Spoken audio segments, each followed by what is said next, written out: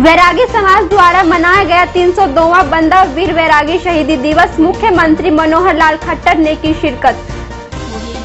आशा workers का धरना 5वें दिन भी जारी, नहीं मानी सरकार ने मांगे तो 15 जून से करेंगी जेल भरो आंदोलन। जाटल रोड पर डेयरियों का पानी जमा होने के कारण सड़कों का बुरा हाल। समस्या को लेकर डेयरी संचालक मिले निगम कमिश्नर से। आर्य बाल भारती स्कूल में शहीद पंडित राम प्रसाद बिस्मिल के जन्मदिवस पर उन्हें दी गई श्रद्धांजलि। ज्योति कॉलोनी और विर्क नगर के लोगों ने पानी निकासी का नाला बनवाने के लिए निगम कमिश्नर को सौंपा ज्ञापन। पानीपत की ऐतिहासिक धरोहर स्लारगंज गेट का होगा सौंदर्यीकरण। This program sponsor by lord Shiva enterprises, अपने आप में एक पहचान, near hotel waste Panipat.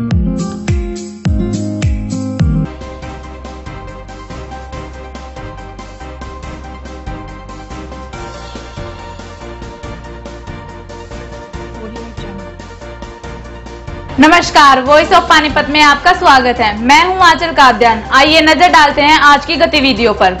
Panipat अनाज मंडी में आयोजित बंदा वीर बैरागी के शहीदी दिवस पर मुख्यमंत्री मनोहर लाल खट्टर ने बंदा वीर बैरागी के चित्र पर पुष्प अर्पित किए। वीर बंदा बैरागी बंदा सिंह बहादुर के नाम से प्रसिद्ध हुए। उनका जन्म 16 अक्टूबर 1670 को जम्मू कश्मीर के राजौरी नामक स्थान पर हुआ। जालिम मुगल शासकों ने इस महान योद्धा के साथ साथ उनके 4 वर्षीय पुत्र व उनकी पत्नी एवं 740 साथियों को भी शहीद कर दिया। इस तरह महाराजा बंदा वीर बैरागी की आखिरी लड़ाई का दुखदाई अंत हुआ, लेकिन बाबा की अमर शहीदी 302 साल बाद आज भी हमारे दिलों में जिंदा है। प्रदेश के मुख्यमंत्री मनोहर लाल खट्टर ने वीर बंदा बहादुर की शहादत को नमन किया और दीप प्रज्वलित कर उसकी याद को जनसभा के साथ साझा किया। इस अवसर पर उनके साथ हरियाणा के परिवहन मंत्री, स्थानीय विधायकों के साथ साथ समस्त बैरागी समाज के स्टेट प्रधान व अन्य पदाधिकारी उपस्थित रहे। मैं उन वीर पुरुष बंदा वीर बैरागी जी को अपने श्रद्धा सुमन अर्पित करता हूं, जिन्होंने पूरे समाज के लिए, अपने देश के लिए न केवल खुद अपनी कुर्बानी दी, बल्कि अपने 4 वर्षीय बेटे की कुर्बानी भी दी। अपने साथ 749 सैनिक थे, उन सैनिकों की भी कुर्बानी दी और एक ऐसी वीर गाथा को जन्म दे गए कि जिनके जीवन की हम कथा यदि पढ़ते हैं, सुनते हैं तो हमारे रोंगटे खड़े हो जाते हैं। बैरागी समाज ने प्रदेश के हर शहर में एक चौक का नाम बंदा वीर बैरागी के नाम करने सहित 8 मांगे रखी। उन्हें मुख्यमंत्री ने आश्वासन दिया कि जल्द इन्हें पूरा करने की प्रक्रिया पूरी की जाएगी। मांगे पूरी न होने पर आशा वर्करों ने 15 जून को जेल भरो आंदोलन चलाने की चेतावनी दी। आशा वर्कर्स यूनियन हरियाणा ने आज 5वें दिन भी भीमसेन सचर अस्पताल में राज्यव्यापी हड़ताल जारी रखी, जिसके तहत आशा वर्कर्स ने अपनी मांगों और समझौता लागू करवाने के लिए सरकार विरोधी नारे लगाए। राज्य सचिव ने संबोधित करते हुए कहा कि सरकार आशा वर्कर्स की एकता को तोड़ना चाहती है, इसलिए षड्यंत्र के तहत समझौते का नोटिफिकेशन जारी नहीं कर रही। उन्होंने कड़े शब्दों में चेतावनी देते हुए कहा कि अगर 15 जून 2018 तक सरकार ने 4000 मासिक वेतन और बढ़ाए गए इंसेंटिव को लागू नहीं किया तो सभी आशा वर्कर्स राज्य स्तर पर जेल भरो आंदोलन करेंगी। लगातार 7 जून से पूरे हरियाणा प्रदेश की आशा वर्कर्स हड़ताल पर हैं, क्योंकि 1 फरवरी को सरकार के साथ आशा वर्कर्स का समझौता हुआ और समझौते में सरकार ने माना कि आशा वर्कर्स जो है बहुत थोड़े मानदेय में काम करती है और आशा वर्कर्स के मानदेय को बढ़ाकर 1000 से 4000 किया जाएगा और जो हरियाणा सरकार इंसेंटिव देती है वो इंसेंटिव 1000 से बढ़ाकर 4000 किया जाएगा। और हरियाणा सरकार ने अपने वायदे के अनुसार समझौते को 4 महीने हो गए हैं, परंतु सरकार ने समझौते का नोटिफिकेशन जारी नहीं किया। अगर आशा वर्कर्स की मांगे नहीं मानी गई तो पूरे हरियाणा प्रदेश में आशा वर्कर्स हड़ताल पे रहेंगी और 15 जून को पूरे हरियाणा प्रदेश की आशा वर्कर्स जेल भरो आंदोलन करेंगे। जाटल रोड पर बनी डेयरियों में किसी भी प्रकार की सुविधा न मिलने पर डेयरी संचालक मिले कमिश्नर से। शहर की गलियों में डेयरियों के प्रदूषित पानी से गंदगी न फैले, इसलिए नगर निगम ने शहर से बाहर दूध की डेयरियों के लिए जमीन अलॉट की थी, लेकिन जाटल रोड पर बनी डेयरियों में अभी भी प्रदूषित पानी सड़कों पर आ रहा है, जिसका कारण है डेयरी के पानी की निकासी के लिए बना नाला जो पिछले कुछ दिनों से बंद पड़ा है और डेयरियों का गंदा पानी और गोबर सड़कों पर जमा हो जाता है, जिससे वहां आने जाने वाले लोगों को काफी दिक्कत होती है। साथ ही कुछ समय बाद बरसात का मौसम शुरू होने के कारण भयंकर बीमारियों के फैलने का खतरा भी बना हुआ है। इसलिए अपनी समस्याओं को लेकर डेयरी मालिक आज नगर निगम कमिश्नर से मिले। तो डेयरियों के नाम पे वहाँ प्लाट कटे हुए हैं, डेयरी बन भी चुकी है, लेकिन किसी प्रकार की कोई नालियों का किसी प्रकार की सुविधा नहीं है। नालियों जितनी हमारी सड़कें हैं सभी पर गोबर और पानी भरा खड़ा हुआ है। आज तक उन प्लाटों की ना तो कोई रजिस्ट्री हुई है और ना कोई हॉस्पिटल का प्रबंध है, ना पीछे गोबर के लिए कहीं रखने की कोई सुविधा है किसी प्रकार की। वहाँ हर जगह गंदगी के ढेर हैं, पशुओं बीमार हो रहे हैं। सरकार किसी प्रकार की या कोई हम यहाँ कमीशन ऑफिस में आए, यहाँ भी किसी प्रकार की हमारी कोई सुनवाई नहीं हो रही है। निगम ने वहाँ डेयरियाँ तो काट दी हैं, लेकिन किसी भी चीज़ की कोई सुविधा नहीं दी जा रही। हमारा परिवार वहाँ रह रहा है, बच्चे रह रहे हैं, लेकिन बीमारी के ज़्यादा वो हैं, आने जाने में परेशानी है। किसी भी चीज़ का कोई सफाई की तरफ ध्यान नहीं दिया जा रहा है। वार्ड नंबर 22 की ज्योति कॉलोनी व विर्क नगर के लोगों ने गंदे पानी की निकासी न होने पर निगम कार्यालय पर किया प्रदर्शन। वार्ड 22 के ज्योति नगर और विर्क नगर में पानी की निकासी का नाला नहीं है, जिसके कारण वहां की सड़कों की हालत खराब है और आने वाली बारिश के मौसम में समस्या और भी बढ़ जाएगी।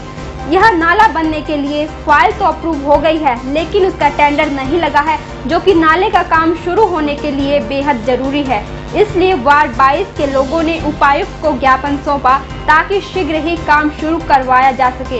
कर्मचारियों पे हमारा तो यकीन था, अभी तक 22 वार्ड के पार्षद ने कभी कर्मचारियों के खिलाफ कुछ नहीं बोला, मतलब कहीं ना कहीं यकीन करते थे हम। लेकिन आज हमारे वार्ड से पूरा भेदभाव हो रहा है। ज्योति नगर की और वीर नगर की काफ़ी गलियाँ ऐसी तो कच्ची पड़ी हैं। सबसे बड़ा जो गलियाँ बन चुकी है उनकी पानी की निकासी कहीं नहीं है। हमने यहाँ पे 47 लाख का की फाइल अप्रूव करवाई थी नाली की, लेकिन वो आज जेई ने एमपी ने फाइल ही गुम कर दी उसको। ये हमारे वीरनगर ज्योति नगर वासी 5-6 बारी कमिश्नर के पास आ चुके हैं, लेकिन आज उस फाइल के बारे में कोई जानकारी नहीं है। बारिश का मौसम शुरू हो चुका है, तो पहले भी हमारे वार्ड में बीमारी फैली थी। इसका जिम्मेवार कौन होगा? ना तो कोई जवाब दे रहा है एसडीओ, ना कोई जवाब दे रहा है कि वो फाइल है कहाँ। आखिर आज इतने दिनों से पानी सड़कों पे भरा पड़ा है, नालियों में नालियाँ ठुकी पड़ी हैं। वार्ड 22 की कोई समाधान नहीं। एक काफी वार्ड ऐसे है जब 5 करोड़ का टेंडर, 4 करोड़ का टेंडर, 3 करोड़ का टेंडर, और ये ज्योति नगर वीरनगर से क्यों भेदभाव हो रहा है? 47 लाख की फाइल की जो जिम्मेवारी है उसका कौन जिम्मेवारी लेगा? ना जेई ना एक्शन। तो हमें कमिश्नर साहब से मांग करने आया कि अगर वो या तो फाइल हमारी ढूंढवाओ, टेंडर लगवाओ, नई फाइल अप्रूव करवा के 7 डेज के अंदर काम की महत्व को देखते हुए जल्द से जल्द टेंडर लगवाया जाए। धरना देंगे जी, बिल्कुल ताला लगा देंगे निगम का, बिल्कुल भीतर बंद कर देंगे सब अफसरान है, और इस सवाल तो कुछ नहीं कर सकता। वीरनगर से आए हैं, ज्योति नगर से मिलकर हम आए हैं। हमारी कॉलोनी का बहुत बुरा हाल है। एक्चुअली हमारी कॉलोनी सबसे पिछड़ी कॉलोनी है, उस तरफ आज तक किसी भी प्रशासन का ध्यान नहीं गया हुआ है, और हम बिल्कुल सबसे ज़्यादा टैक्स पेयर भी हैं और दूसरे टैक्स भी देते हैं, घरेलू टैक्स भी देते हैं, नगर निगम के सारे टैक्स देते हैं। उसके बावजूद हमारी कॉलोनी में कोई भी ऐसी सुविधा आज तक मिली गई ना। कोई सड़क बनी, और सड़कें चलो बन रही हैं प्रवेश जी के प्रशासन के उसके अच्छी बन रही है, मगर नालियों का जहाँ कुछ नालियाँ बन चुकी हैं वो पानी में इतना स्टैग्नेशन है, वहाँ पर गंदगी फैली हुई है, आगे निकासी नहीं है। मेन रोड पे नाले के लिए 3-4 महीने पहले आए थे, फाइल देखी थी हमने, साहब ने कहा था फाइल आपकी पूरी हो जाएगी। आज आप पता किया कि फाइल का कहीं पता ही नहीं हमें। 47-48 लाख का एक काम था, वो अगर हो जाए कम से कम दोनों कॉलोनियों का पानी की निकासी मेन ड्रेन में चले जाएगा, बिल्कुल स्वच्छ हो जाएगा। एक तरफ तो कह रहे हैं स्वच्छ भारत स्वच्छ अभियान, और एक तरफ गंदगी फैली हुई है चारों तरफ। तो हम प्रशासन से मांग करते हैं कि जनहित में हमारी दोनों कॉलोनियों की स्वच्छता को ध्यान में रखते हुए नलियों का जो मेन नाले का है वो फाइल डलवा के, और नहीं मिलती तो नई फाइल बना के उसका काम शुरुआत किया जाए। शहीद पंडित राम प्रसाद बिस्मिल के जन्म दिवस पर आर्य बाल भारती विद्यालय पानीपत में दी गई श्रद्धांजलि। आर्य बाल भारती स्कूल में आज काकोरी कांड में शहीद पंडित राम प्रसाद बिस्मिल के जन्म दिवस पर उन्हें श्रद्धांजलि दी गई। बिस्मिल आर्य समाज से जुड़े और अपना जीवन देश हित के लिए न्यौछावर कर दिया। वो एक सदाचारी, ईश्वर मस्तक और सत्यवादी व्यक्तित्व के व्यक्ति थे। नवयुवकों को उनके आदर्शों पर चलकर राष्ट्र निर्माण के कार्यों में अपना योगदान देना चाहिए। इस मौके पर बिस्मिल द्वारा लिखित जीवनियाँ फ्री वितरित की गई। आज पूरे देश के लिए प्रेरणा का दिवस है। जो अमर शहीद देवता स्वरूप क्रांतिकारी पंडित ब्रह्मचारी राम प्रसाद बिस्मिल हुए, आज उनका जन्म दिवस है। उन्होंने आर्य समाज रूपी माता की गोद के अंदर ही न केवल अपने जीवन को महान बनाया, बल्कि उस महान जीवन को 30 वर्ष की भरी जवानी के अंदर उन्होंने देश पर न्यौछावर कर दिया। बड़े ही चरित्रवान और सत्यवादी राष्ट्रभक्त युवा थे। उनके व्यक्तित्व का प्रभाव ऐसा था कि पूरे देश से, देश के कोने कोने से जिनके अंदर देशभक्ति का जज्बा था, वो नवयुवक उनसे मिलने आते थे और क्रांति दल में सम्मिलित होते थे। उन्हीं के व्यक्तित्व से प्रभावित होकर अशफाक उल्लाह खान, जो मुसलमान थे, मुस्लिम होते हुए भी और वो आर्य समाजी थे, लेकिन राष्ट्रभक्ति दोनों का उद्देश्य था। उनकी प्रगाढ़ मित्रता हुई और उन्हीं से प्रभावित होकर अशफाक उल्लाह खान फांसी के फंदे पर झूल गए और राम प्रसाद बिस्मिल ने भी अपना अमर बलिदान दिया। पूरे का पूरा कुल और पूरी संपत्ति उनकी देशभक्ति के चलते नष्ट हो गई।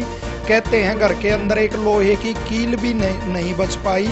और वो सदा नवयुवकों को एक उपदेश देते थे, जो इस पुस्तक के अंदर भी उन्होंने दिया है। यह अकेले ऐसे क्रांतिकारी हैं जिन्होंने फांसी से कुछ दिन पहले स्वयं अपनी जीवनी को लिखा। इसमें नवयुवकों को प्रेरणा दे रहे हैं कि प्रातःकाल 4 बजे उठ जाया करो, ईश्वर भक्ति किया करो, अपना चरित्र उत्तम रखो और देश से जातिवाद, शोषण आदि भ्रष्टाचार मिटाने में नवयुवकों को अपना जीवन लगाना चाहिए। तो आज 50 ऐसी पुस्तकें हम नवयुवकों की प्रेरणा के लिए देंगे और साथ में नवयुवकों को 2 पंक्तियों के माध्यम से प्रेरणा देंगे कि नौजवानों, आवारा नागिन के मत गाओ गाने, शहीद हो गए जो वीर, उन कौमी परवानों को अवश्य याद करो। शहर की धरोहर के अस्तित्व को बचाने के लिए आगे आए संगठनों ने सलारगंज गेट की सफाई की। शहर की धरोहर के अस्तित्व को बचाने के लिए आगे आए संगठनों, बाजार प्रधानों, जनप्रतिनिधियों व दुकानदारों ने सलारगंज गेट के ऊपरी हिस्से की सफाई की। आज नगर निगम कमिश्नर शिव प्रसाद ने यहां पर दौरा किया। उन्होंने कहा कि यह एक अनोखी पहल है, निगम द्वारा भी इसका सौंदर्यीकरण करवाया जाएगा।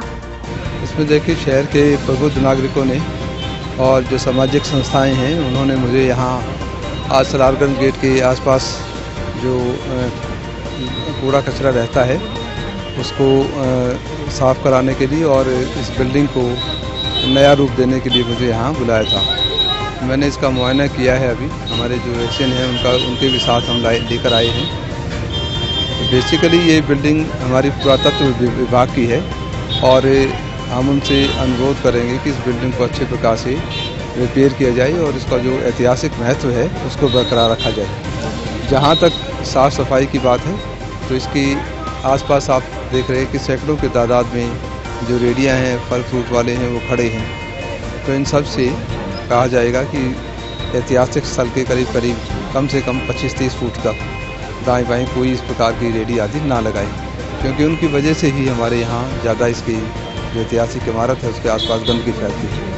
पर नहीं इस बात से भी समझते हैं कि उनके चालान किए जाएंगे और ऐतिहासिक स्थल से उनको दूर रखा जाएगा, ताकि ऐतिहासिक स्थल का जो महत्व है, जो साफ़ सफाई यहाँ होनी चाहिए, वो अच्छे प्रकार से रखी जा सके, जिससे हमारे यहाँ जो टूरिस्ट हैं जो ऐतिहासिक महत्व को समझते हैं वो भी इसको आकर देख सकें। इसमें विशेष रूप से इंसार बाजार प्रधान गौरव लिखा, पार्षद अशोक नारंग, विक्की बत्रा, आशीष विज, ब्रह्म डुडेजा, राजीव मेहंदी रता, सर्वजीत सिंह, गगन दत्ता व निखिल सोइन ने योगदान दिया। इसमें पानीपत के ऐतिहासिक जो धरोहरें हैं हमारी, उसमें की तरफ ना तो प्रशासन का और ना हमारा पुरातत्व विभाग है उसका ध्यान जा रहा था, जिसकी वजह से ये आप देख रहे हो पीछे सलारगंज गेट है, इसकी हालत बहुत ख़राब हुई है, भुर गए हैं सारी इसकी टाइल वगैरह। तो लगातार पीछे चल रहा था इसका, और उसके लिए हम पिछले 3 दिनों से इसकी लगे हुए थे ऊपर से साफ़ सफाई करने में। पहले दिन हमने इसका करा तो करीबन 1.5 ट्रॉली कूड़ा इसके आजू बाजू वाला और ऊपर छत से निकलवाया है। उसी तरीके खराब इसको कर रखा था गुलमेक लगा के, क्योंकि यहाँ जहाँ ऊपर आप देख रहे हो ये अभी इसमें होर्डिंग बोर्ड लगाए होते थे एडवर्टाइजमेंट के, तो उसमें करीबन 450 से ज़्यादा गुलमेक वगैरह निकाली हैं जो इस बिल्डिंग को नुकसान पहुँचा रही थी। सारी दीवारें इसकी पोस्टर वगैरह से रटी हुई थी, उनको साफ़ करवाया गया है। अंदर से कूड़ा मलबा काफ़ी सालों का पड़ा हुआ था, तो वो मलबा वगैरह उठवाया, साफ़ करवाया सारा वहाँ से। अब आप देख के भी आए होगे एकदम साफ़ सुथरा हो गया, वहाँ पे आप खड़े भी रहने के हालात में नहीं थे। तो अब आए हैं, कमिश्नर साहब को कहा है कि इसके आजू बाजू की जो हालात है, जैसे कूड़े के ढेर लग जाते हैं, सफाई नहीं होती, या साइडें सारी नाले हैं बिल्कुल इसके बराबर में चल रही हैं, जिससे इसकी नींवें कमज़ोर हो रही हैं। तो वो कमिश्नर साहब ने कहा है कि इसके साइड में कलर्ड इंटरलॉक टाइल लगा लेते हैं, जिससे इसका रूप थोड़ा सा सुंदर हो जाएगा। आज की गतिविधियों में बस इतना ही। देखते रहिए वॉइस ऑफ पानीपत। नमस्कार। 1 साल के सफर में बनाया आपने number 1, voice of Panipat number 1।